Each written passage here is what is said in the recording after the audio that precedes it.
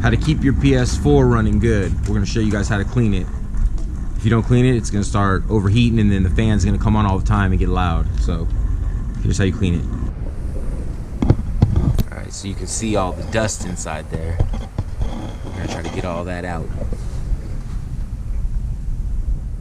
First step, right here with the shorter side, just push down on it and pull sideways, and then lift up, and it comes off. And the first thing we'll do is we'll vacuum out.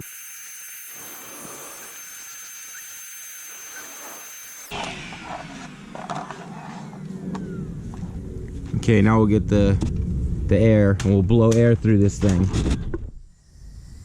All right, we're gonna take the air and we're gonna blow out all these holes.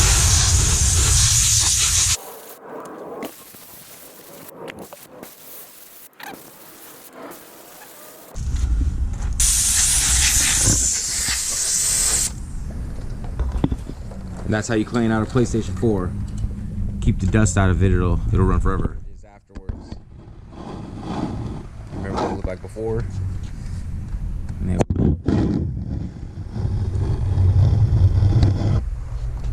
No dust at all.